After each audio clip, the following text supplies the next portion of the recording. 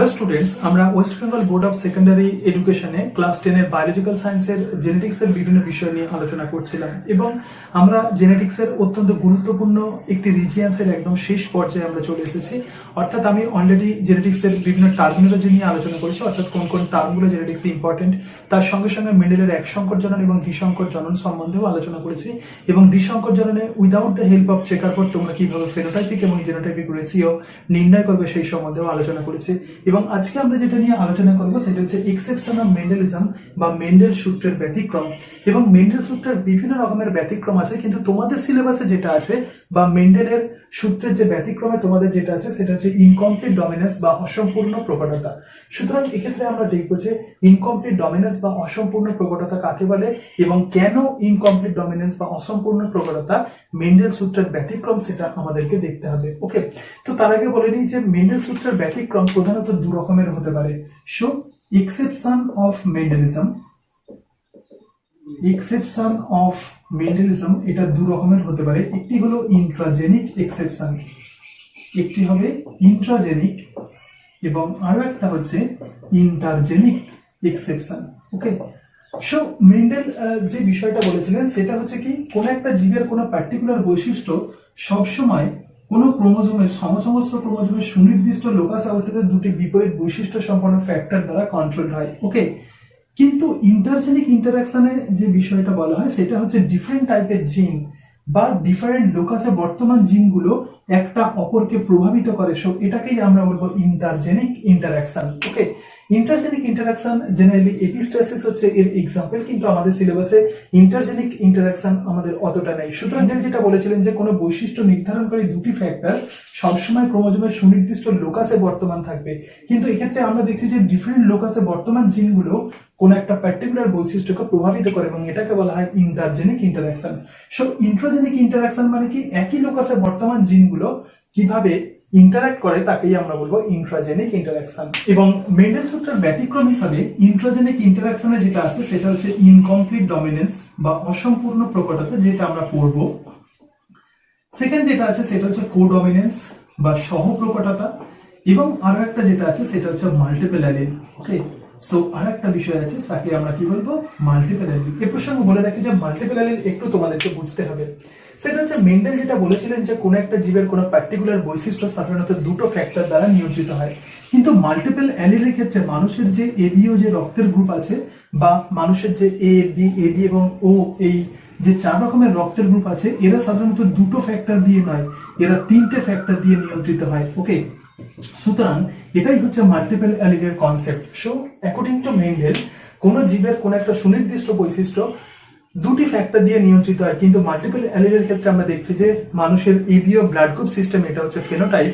So এই phenotypic বৈশিষ্ট্য একাধিক ফ্যাক্টর দিয়ে নিয়ন্ত্রিত হচ্ছে, সুতরাং বা দুইয়ের বেশি ফ্যাক্টর দিয়ে নিয়ন্ত্রিত হচ্ছে, সুতরাং এটাকেই আমরা বলবো মাল্টিপল অ্যালিলিক কনসেপ্ট। এবং এই যে জিনগুলো আছে এই মাল্টিপল অ্যালিলিক সিরিজের কোন একটা পপুলেশনের কোন ইন্ডিভিজুয়ালে এই মাল্টিপল অ্যালিলিক সিরিজের যে কোনো দুটো জিন বর্তমান থাকে, কারণ সমস্ত ক্রোমোজোমের সুনির্দিষ্ট লোকাসে প্রধানত দুটি জায়গা থাকে। ওকে, তাহলে যাই হোক সেটা অনেক ডিপের ব্যাপার, কিন্তু মাল্টিপল অ্যালিল মেন্ডেল সূত্রের একটা অত্যন্ত গুরুত্বপূর্ণ ব্যতিক্রম।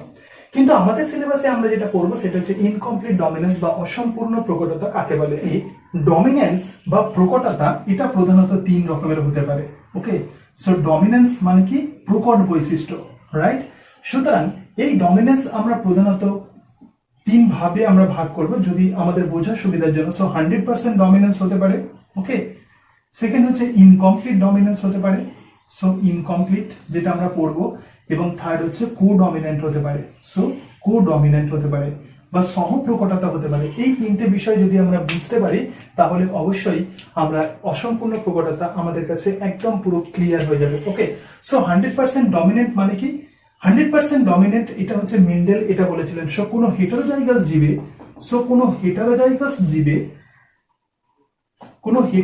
জীবে যেমন শঙ্কর লম্বা উদ্ভিদের ক্ষেত্রে, সো এটা হচ্ছে লম্বা মটর গাছের ক্ষেত্রে টি 100% এক্সপ্রেসড হবে। সো টি এক্ষেত্রে কি হবে, 100% এটা প্রকাশিত হবে এবং স্মল টি বা ক্যাপিটাল টি 100% প্রকাশিত হবে এবং স্মল টি এর কোনো প্রকাশ ঘটবে না, এবং এটাকেই বলা হয় 100% ডমিনেন্স। এবং এটা মেন্ডেলের প্রকটতা সূত্র বলা হয়। ওকে, অর্থাৎ কোন একটা হেটেরোজাইগাস জীবে যে দুটো ডিফারেন্ট টাইপের ফ্যাক্টর আছে, এর মধ্যে একটি ফ্যাক্টর 100% প্রকাশিত হবে এবং আরো একটা ফ্যাক্টর প্রকাশিত হবে না, সুতরাং এটাকেই আমরা বলবো 100% ডমিনেন্ট। ওকে, এবং মেন্ডেল এই কথাই বলেছিলেন। কিন্তু ইনকমপ্লিট ডমিনেন্সের ক্ষেত্রে কি বলা হয়? ইনকমপ্লিট ডমিনেন্সের ক্ষেত্রে হেটারোজাইগাস জীবে, সো হেটারোজাইগাস জীবে, হেটারোজাইগাস কোন জীবে, হেটারোজাইগাস জীবে টু ফ্যাক্টর বা দুটো ফ্যাক্টর 100% প্রকাশিত হবে না, সো লেস দেন 100% এটা প্রকাশিত হবে। অ্যাকচুয়ালি দুটো ফ্যাক্টর এক্ষেত্রে 50-50% করে প্রকাশিত হবে, সো 50% প্লাস 50%, সুতরাং এটাকেই আমরা বলবো ইনকমপ্লিট ডমিনেন্স। এই বিষয়টাকে আমরা একটু পরেই আসবো। ওকে, সো কোডমিনেন্ট আমরা কাকে বলবো? কোডমিনেন্ট মানে two genes will be expressed,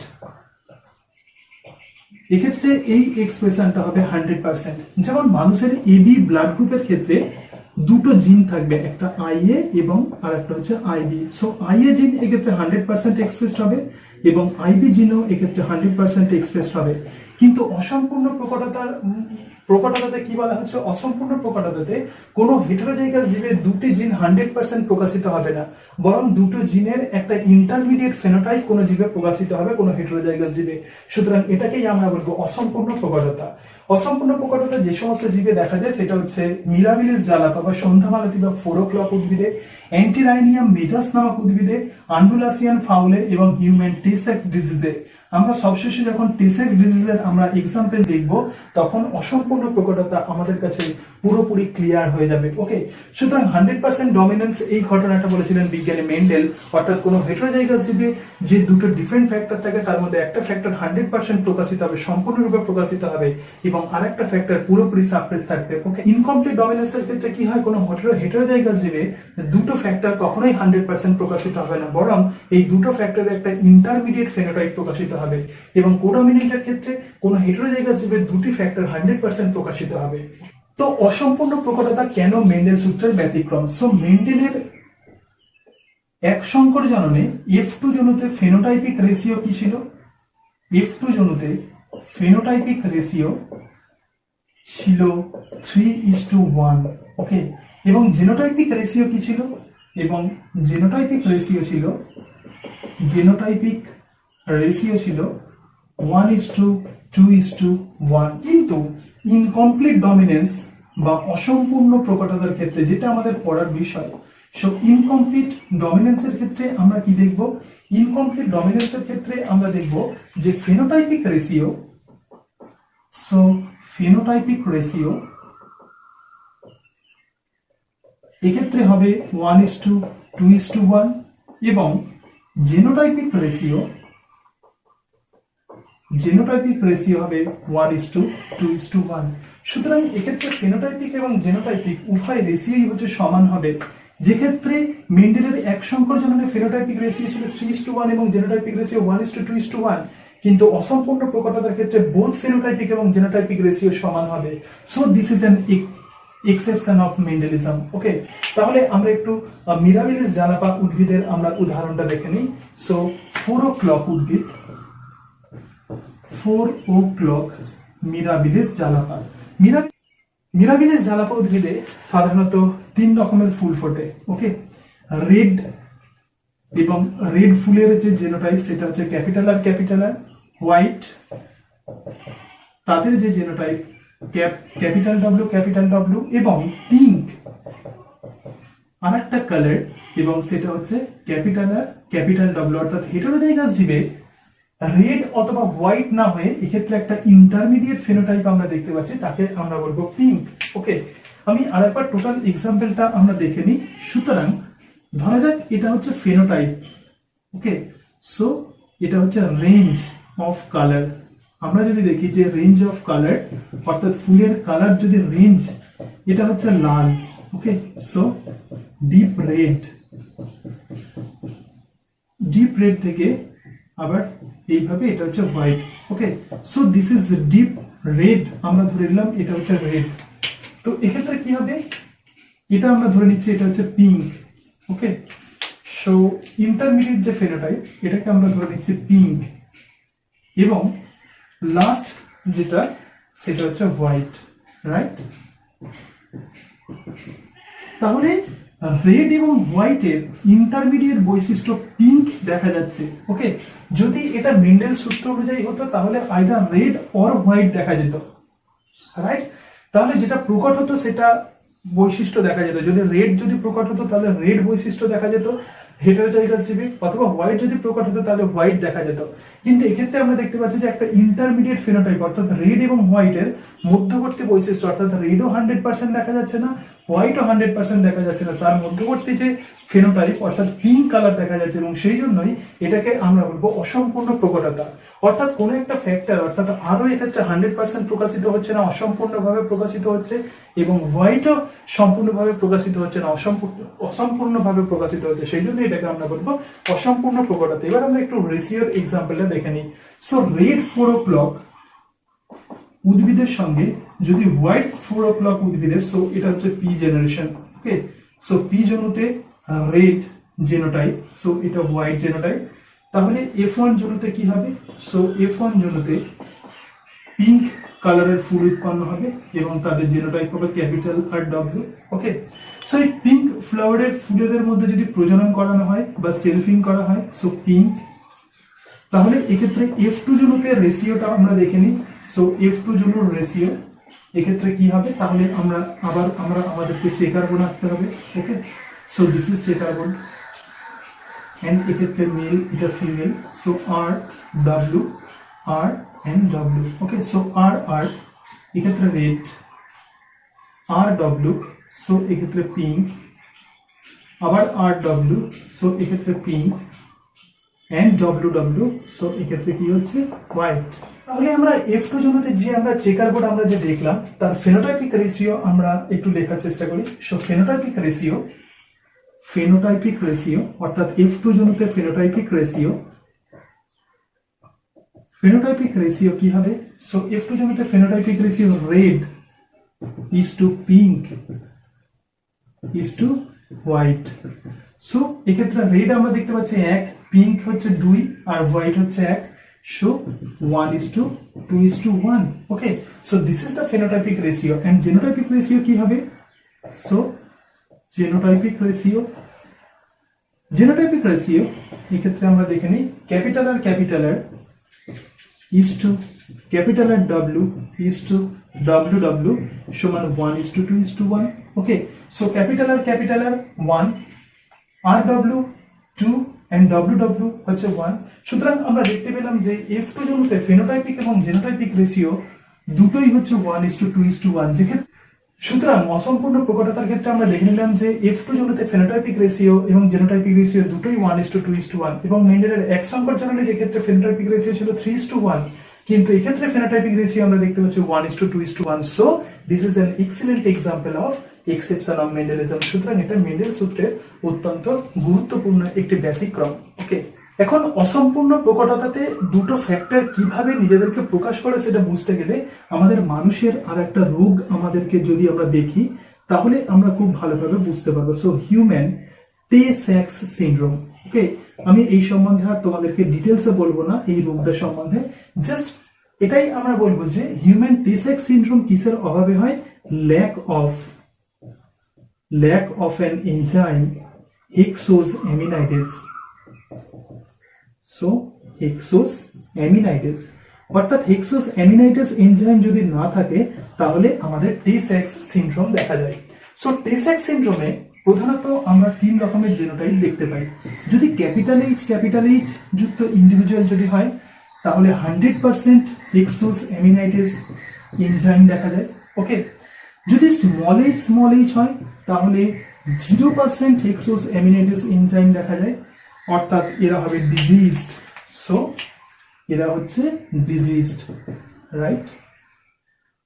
কিন্তু যদি ক্যাপিটাল এইচ স্মল এইচ হয় তাহলে এই সমস্ত ইন্ডিভিজুয়ালের ক্ষেত্রে 50% হেক্সোসামিনাইডেজ এনজাইম দেখা যায়। এটা অত্যন্ত গুরুত্বপূর্ণ। ওকে, সো ক্যাপিটাল এইচ হলে কোনো ইন্ডিভিজুয়ালে 100% হেক্সোসামিনাইডেজ এনজাইম দেখা যাবে এবং এরা হচ্ছে নরমাল হবে বা এরা স্বাভাবিক হবে, কারণ এদের হেক্সোসামিনাইডেজ এনজাইম দেখা যাচ্ছে। যদি স্মল এইচ হয় তাহলে কোনো হেক্সোস্যামিনেডেজ এনজাইম দেখা যাবে না, সুতরাং সেই সমস্ত ব্যক্তির টেসেক্স রোগ দেখা যাবে। কিন্তু যদি ক্যাপিটাল এইচ স্মল এইচ হয় তাহলে এক্ষেত্রে 50% হেক্সোস্যামিনেডেজ এনজাইম দেখা যাবে। এক্ষেত্রে তোমরা দেখতে পাচ্ছ যে এই ক্যাপিটাল এইচ এর জন্য এই 50% এনজাইম এই সমস্ত ব্যক্তিদের তৈরি হচ্ছে। সো এটা যদি কমপ্লিট ডমিনেন্স বা সম্পূর্ণ প্রকটতার যদি উদাহরণ হতো তাহলে এক্ষেত্রে ক্যাপিটাল এইচ 100% স্মল এইচ এর উপরে ডমিনেন্ট হতো। ওকে, অর্থাৎ এদের তখন 100% হেক্সোস্যামিনেডেজ এনজাইম তৈরি হতো, কিন্তু এটা অসম্পূর্ণ প্রকটতা এবং সেই কারণের জন্যই ক্যাপিটাল এইচ 100% এনজাইম তৈরি না করে 50% এনজাইম তৈরি করেছে। ওকে, সুতরাং কোন হেটেরোজাইগাস ইন্ডিভিজুয়ালের দুটো ফ্যাক্টরের কোনো একটি যদি বা দুটোই যদি সম্পূর্ণভাবে প্রকাশিত না হয় তখনই তাকে আমরা বলবো অসম্পূর্ণ প্রকটতা। যেমন ক্যাপিটাল এইচ স্মল এইচ এই জেনোটাইপ যুক্ত ব্যক্তির হেক্সোস্যামিনেডেজ উৎসেচক তৈরি করার পরিমাণ 50%, এক্ষেত্রে ক্যাপিটাল এইচ 100% প্রকাশিত না হয়ে 50% প্রকাশিত হয়েছে। So this is an excellent example of incomplete dominance বা অসম্পূর্ণ প্রকটতা। তাহলে তোমাদেরকে যদি অসম্পূর্ণ প্রকটতা থেকে যদি কোনো কোয়েশ্চেন্স দেয় তোমরা অবশ্যই লিখতে পারবে। সো এরকম টাইপের কোয়েশ্চেন্স দিতে পারে যে কেন অসম্পূর্ণ প্রকটতা মেন্ডেল সূত্রের ব্যতিক্রম। এর কারণ হচ্ছে অসম্পূর্ণ প্রকটতায় একটু জনতে ফেনোটাইপিক এবং জেনোটাইপিক রেশিও উভয় প্রকার রেশিওই হচ্ছে 1:2:1, যেখানে স্বাভাবিক মোনোহার্পিড কসে মেন্ডেলের ফেনোটাইপিক রেশিও 3:1 এবং জেনোটাইপিক রেশিও 1:2:1, কিন্তু অসম্পূর্ণ প্রকটতার ক্ষেত্রে এটা ডিফারেন্ট হচ্ছে এবং সেই জন্যই এটা মেন্ডেল সূত্রের ব্যতিক্রম। এছাড়া কোনো হেটেরোজাইগাস ইন্ডিভিজুয়ালের মেন্ডেলের মতে প্রকট জিন 100% প্রকাশিত হয়, কিন্তু অসম্পূর্ণ প্রকটতার ক্ষেত্রে দুটো জিন কখনোই 100% প্রকাশিত হয় না এবং দুটো জিন অসম্পূর্ণভাবে প্রকাশিত হয়। ওকে, এবং সেই জন্যই এটাকে আমরা বলবো অসম্পূর্ণ প্রকটতা বা ইনকমপ্লিট ডমিনেন্স। ওকে, তাহলে তোমরা মোটামুটি ভাবে বুঝতে পারলে যে অসম্পূর্ণ প্রকটতা কাকে বলে, অর্থাৎ এই থেকে যদি কোনো রকম প্রবলেম দেয় আমি আশা করি তোমরা সেটা করতে পারবে। তো এক্ষেত্রে আমরা যে প্রবলেমটা আমরা যেটা দেখলাম, অর্থাৎ এই যে চেকার বোর্ডের সাহায্যে যে উদাহরণ দেখলাম, এটা মিরাবিলিস জালাপ উদ্ভিদ অর্থাৎ 4 o'clock উদ্ভিদের ক্ষেত্রে এই বিষয়টা দেখা যায় এবং আন্দুলাসিয়ান ফাউলের ক্ষেত্রে সাধারণত ব্ল্যাক এবং হোয়াইট কালার দেখা যায় এবং তাদের যে ইন্টারমিডিয়েট ফেনোটাইপ সেটা হচ্ছে ব্লু। সুতরাং এটা তোমাদের সিলেবাসে নেই, আমি টেসেক্স ডিসিজটা আমি তোমাদেরকে এই কারণের জন্যই বললাম, এটা ভালোভাবে বোঝার জন্য। ওকে, এবং এর পরের টিউটোরিয়াল ভিডিওতে আমরা সেক্স ডিটারমিনেশন বা লিঙ্গ নির্ধারণ পদ্ধতি সম্বন্ধে আলোচনা করব। ওকে, এবং আশা করি তোমরা এই টোটাল বিষয়টা বুঝতে পেরেছো। সুতরাং এটা হচ্ছে জেনেটিক্সের একটা পার্ট এবং যে পার্টে মেন্ডেলিয়ান জেনেটিক্সটা আমরা মোটামুটি ভাবে শেষ করলাম, অর্থাৎ মেন্ডেলের একসংখ্য জনন, দ্বিসংখ্য জনন এবং একসংখ্য জনন এবং দ্বিসংখ্য জননে কিছু প্রবলেমস আমরা আলোচনা করব আমরা পরে।